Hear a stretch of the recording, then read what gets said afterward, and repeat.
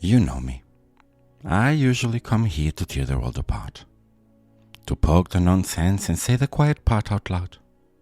Uninfluenced, unpaid, unfiltered. But not tonight. Tonight the noise isn't out there anyway. It's in here. And it's very quiet. Some silence are louder than the whole world. They arrive without knocking, sit down in your chest, and don't leave. If you know, you know. I'm not going to tell you what happened. Not yet. If you stay, you will feel it. And if you haven't loved anything properly, you will recognize it. Because this is not about death. It's about presence. And it's about truth. At the beginning, he wasn't mine. He belonged to my best friend, Joe. I moved into her flat for a while, sleeping on the sofa like a polite squatter. And there he was, this tiny dictator with fur, watching me like I would already made a mistake. Joe called him twice. Don't ask. It just fit. Cows in a small, suspicious body. He beat everyone. Hands, hopes, egos. We want people, you know. Careful, he bites. They would say, "Oh, but he's so cute." And he would demonstrate a curriculum. Once at a coffee shop, a bloke shifted his leg under the table. Twice panicked, locked onto the trouser leg, ripped it, and Joe had to pay for the trousers to keep the peace. Small dog, but a big legal department. Here's the mad thing. He never beat me. Crowded? Yes. Set boundaries? Absolutely. But with me, it just softened, you know. Climbed into my chest, fell asleep between my legs on the sofa like I was furniture he approved of. We understood each other without paperwork, you know. Afternoons, well, were the park. Rain didn't matter. I would throw the ball until my arm begged for mercy. And he would come back, soaked, grinning, tongue out. Again? And of course, again. It was impossible and perfect. And then one day it disappeared. Night fell, everyone looked, no luck. The next morning, a stranger rang Joe. He would open his car door and twice jumped in. Sat on the seat and held still long enough for the man to read the tag and call her. That was twice. Terrified, clever, and somehow always finding his way home. Well, life moved me on, and I left Lisbon. He stayed with Joe, and I thought it was the end of our little chapter. Well, it wasn't. One day Joe called me. There was no anger in her voice, just a fatigue through uses. I can't manage him. I've tried trainers, behaviorists, everything. He bites everyone. I didn't think. I just said it. Then bring him here. At the airport he saw me and his whole body turned into a tail. He ran, climbed up my legs, shocked with the joy, too big for his frame. I knelt and said, "You remember me, don't you?" He did.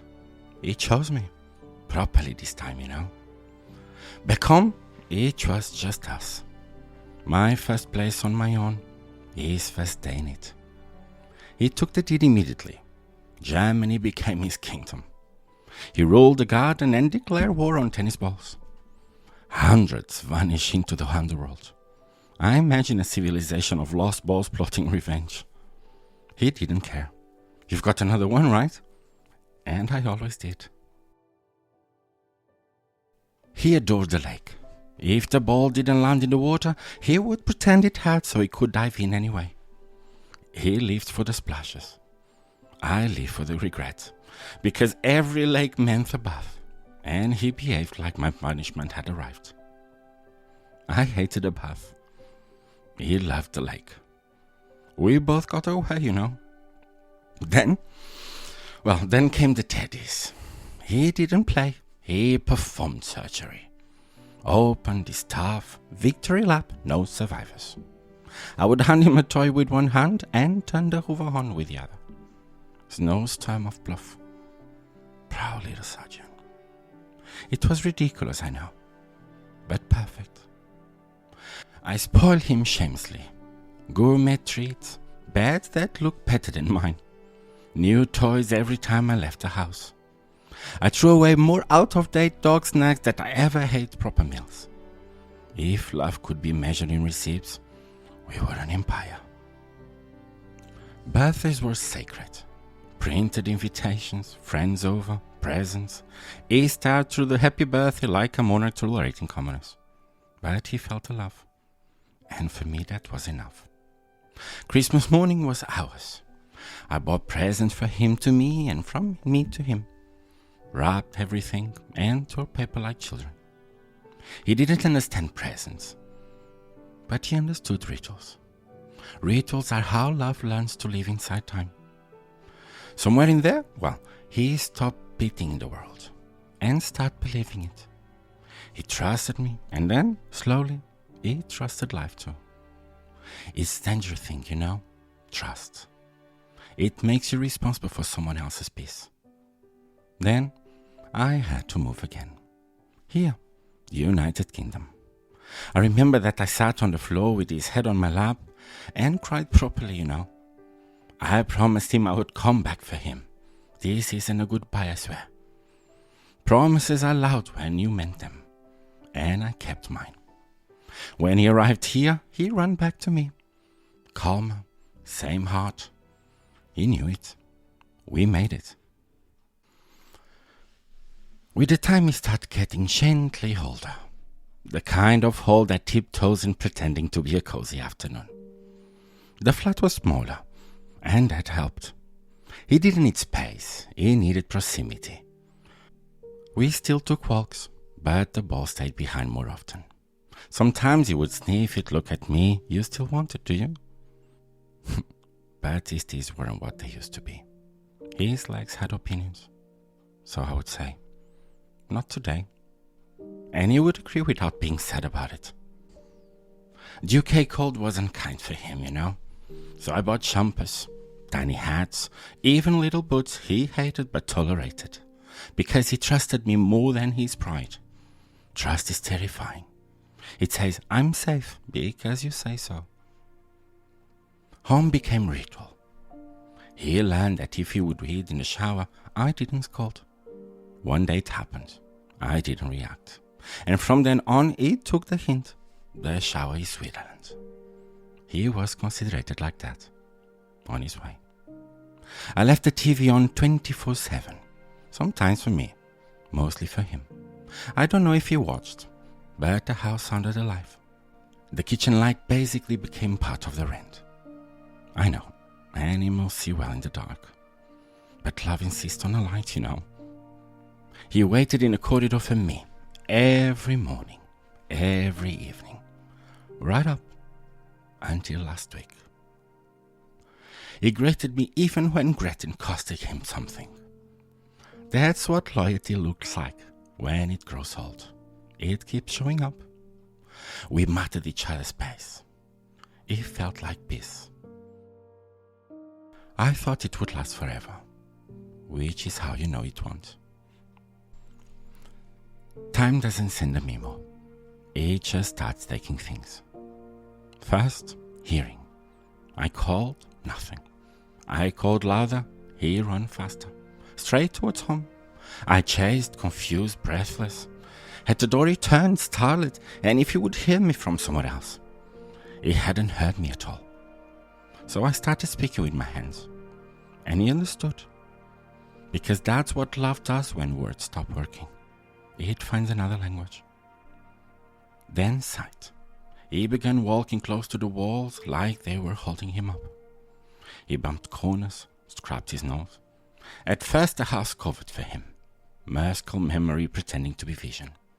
Then even that faded. And he walked into things that had always been there. He wasn't seeing the world anymore. He was remembering it. Then the legs. The stairs betrayed him, First, I helped. Then I carried. He would step out, And after 10 steps, he would sit, look at me as if to say, "Come on, let's not pretend anymore." And we didn't. We went back in. We chose dignity over distance. After that, he stayed home. Still rose when I rose. Still shuffled to meet me. Still stood when standing was work. Love doesn't give up, you know. It just gets tired. 2 weeks ago, we celebrated both our birthdays and the launch of this podcast. I lit his candle and wished he would make it to Christmas. On my, I can't even remember what I asked, but doesn't matter anymore. I brought 2 Scotch cards. Mine lost, but his won £4, and I told him I would buy him something with it. I haven't cashed it. It's on my table, like a proof. And then very quickly the body said no. He stopped hitting. I would lift his head gently to the bowl. He would try, swallow, and I would find it later by the bed. The body knows before the heart does. He stopped drinking. There is a particular silence when water is in a bowl. He is still for hours. That silence has wave. And just like that, he has gone from the path of the world that keeps count. I'm not gonna tell shit for you. It was peaceful, and it was brutal. Because peace is brutal when it's final.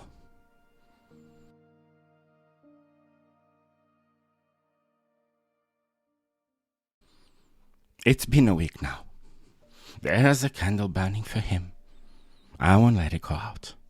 I keep changing it like I'm stalking a memory. I hear phantom paws in the kitchen floor. I walk to the sink and feel him behind me.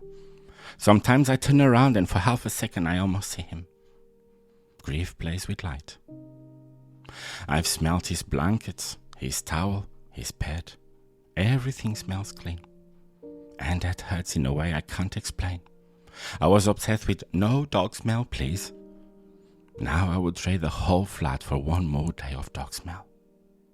I rubbed my hands on the water bowl and then on his bed so the hair would stick. Then pressed them against my shirt. As I could move him closer to my heart by force of will. I watched every video, scrolled every photo, messaged everyone for pictures of him I might have missed. Sometimes grief is just that mean with shaking hands, huh?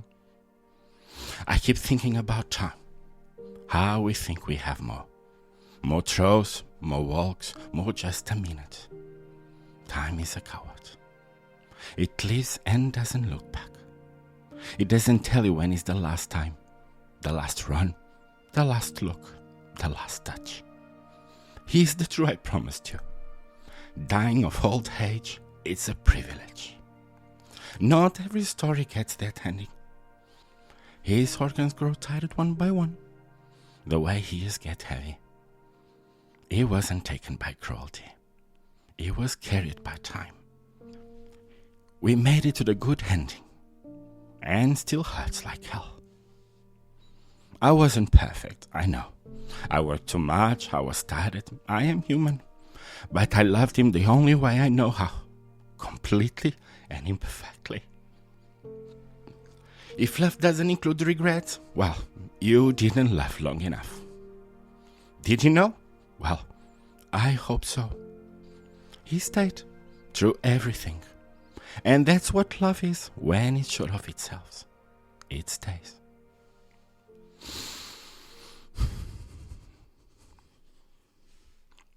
I even don't know how to finish this tonight. I don't think that is the right way. Because love doesn't end, you know. It just runs out of the body. Twice wasn't my talk. It was the rhythm of my days. The reason I came home, the meaning behind the noise. He taught me loyalty without conditions. Patience without applauses, you know. Presence, but that kind that doesn't speak because it's already there. He didn't forgive easily. He didn't trust quickly. But he loved. And he loved big. We think we choose them. But really, they choose us. to teach us how to love properly before we forget how.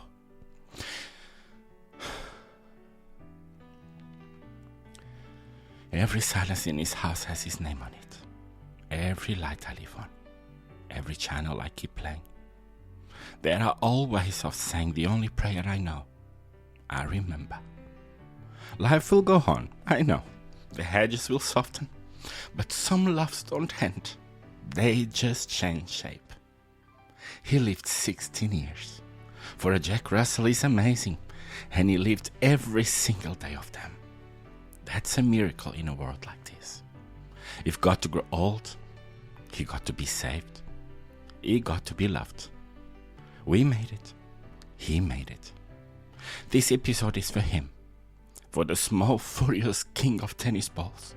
For the tiny surgeon of stuffed bears. For the late diver who sentenced me to bath I never liked. For the friend who greeted me in the corridor until it cost him everything. For the one who stayed. If you still have something to love, go. Hold it. Hold it now. Don't wait for the last time to introduce yourself. Run free, my friend. You are the best part of me. I'm Noah Jackman, and this was the hardest episode of my life.